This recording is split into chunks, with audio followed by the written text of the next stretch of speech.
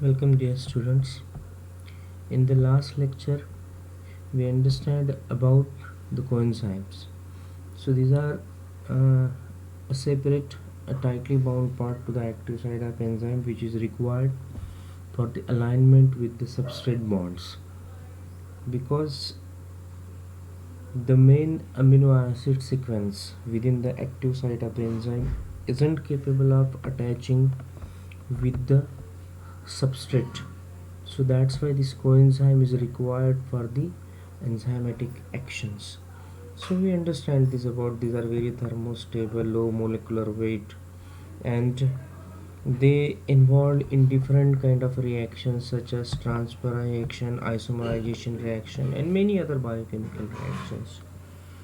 So lastly, we understand these coenzymes are particularly organic compounds like NAD, NADH, FAD, FADH to FMN, that is flavin mononucleotide, flavin adenine dinucleotide, lipoic acids, and many of these are the vitamin derivatives.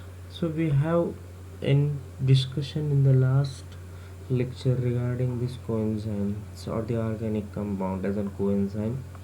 Now we think about the role of metal ions. These metal ions also act in a similar way, just as you see the coenzymes. That metal ion is also a part of that active side of the enzyme, which forms the bonds with the substrate molecule. And there are different types of metal ions which are actively participate in the enzymatic reaction. And these metal ions, some in case they are loosely bound, and so in some case they are tightly bound.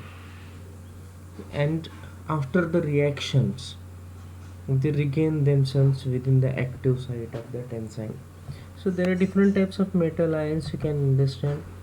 This Zn plus, magnesium, these are very much important, too important in many important biochemical reactions. One of the important that is known as carbonic anhydrase, which is required to form a buffer within the blood. This carbonic anhydrase does have Zn plus within its active site. Without this Zn plus, that carbonic anhydrase unable to convert that carbon dioxide into the bicarbonate. So this Zn2 plus is very much important.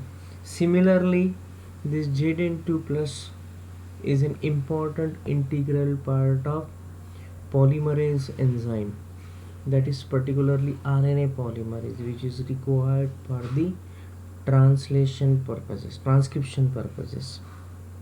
So this RNA polymerase is also very much what we can say an important ingredients in Zn2 plus they have within their active sites.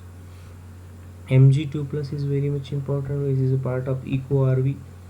EcoRV is restriction endonucleases, which is present in bacteria. Then one of the most important enzyme is hexokinase. That hexokinase is the first enzyme required to step up the process of glycolysis, which add phosphate on the glucose molecule. So this hexokinase does have Mg2 plus as its coenzyme, are the and these enzymes which are having this metal ion is known as metalloenzymes. Then there is nickel is required, which is takes place in the reaction of urease. Then molybdenum, which is important in plant, which is required for nitrogen fixation with the help of enzyme nitrogen reductase, or what we can say it's an integral part of enzyme nitrogen reductase. Then selenium, uh, which is part of glutathione peroxidase. This glutathione peroxidase is important in relieving out the free radical pressure within the body. that free radical will create severe damage to the DNA and the RNA molecules within the nucleus of the cells. So if this free radical load getting increased and increased, that will have a severe impact. To relieve that role, an enzyme is there that is known as glutathione peroxidase, which does have that selenium within it. Then manganese is also there, which is present in superoxide dismutase. That superoxide dismutase play a similar kind of a role that of the glutathione peroxidase. And lastly, potassium is there, which is a part of enzyme propionyl CoA carboxylase.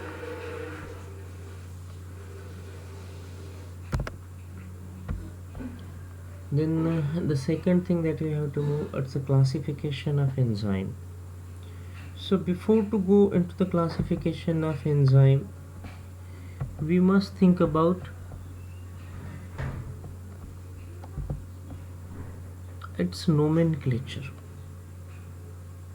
The nomenclature of enzyme, how that IUB, International Union of Biologists and Molecular Biologists, how they nomenclaturized, how they given the name to that particular enzymes.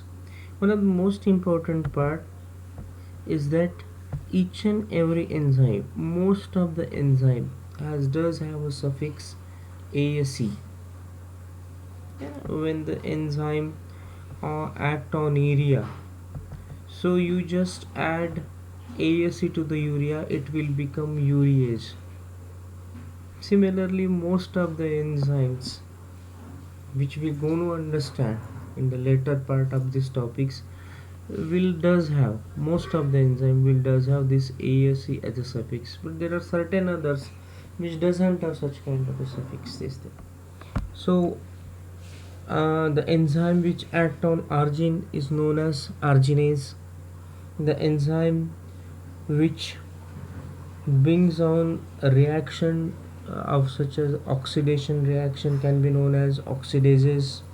With the enzymes which brings about the reduction and the oxidation both together known as dehydrogenase. But that is oxidation and reduction both are together. So similarly, those who are acting on the protein are known as proteinases. Those who are acting on the lipid are known as lipases. ASE is a very common one. So this ASE you should keep in mind. Most of the enzyme does have ASE as a suffix. There are certain other enzymes which are not mentioned in these slides, which doesn't have this ASE as a suffix within their name, such as pepsin, rennin, trypsin and ptyalin. You know about ptyalin. Ptyalin is secreted by salivary gland within the mouth, and that ptyalin is required for the digestion of carbohydrates, which bounce in and around the food stuff that we consume. And after the ptyalin reaction, there will be a secretion of amylase enzyme that actually digested the carbohydrate stuff. So this amylase is very much important. Ptyalin is important because ptyalin doesn't have that ASE suffix. Then we have to talk about pepsin. That pepsin is present within the stomach, and that will be activated only by highly acidic environment, and that highly acidic environment will be provided by acid within our stomach. So after that, that pepsin will digest numerous proteinous material or proteinous food stuff that we consume. Then again hai chymotrypsin and the trypsin. These are also proteolytic enzymes. These are particularly present or the required to heal any injuries or the swelling that we have, and it also does have indigestion purposes too. So pepsin, tyline, and trypsin and the chymotrypsin, these are known as the ancient enzymes. Another enzyme is there that is known as renin, which is important in elevating the um higher blood pressure, elevated blood pressure. So this renin is also very much important. That is important part of renin angiotensin system. Papain is also found in papaya. This is also an ancient kind of an enzyme which doesn't have ASE as a suffix. Now after that we have to move towards the classification of enzyme. How these enzymes are classified, how they actually classified according to their work, that we're going to have to understand. And there is another thing that we just missed over here. In the nomenclature system there is also a digit code, or what we can say digit code given to the particular enzyme. If we just suppose an hexokinase enzyme, which is very much not important for you, this is a part of PG classes, but here you just understand hexokinase given a name 2.7.1.1. here is 2 is a class. Class means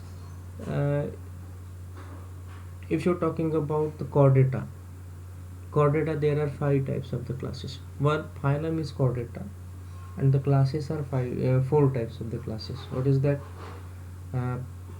Pisces, amphibia, reptilia, aves, and mammalia. 5 types of the classes. Sorry, I just speak 4.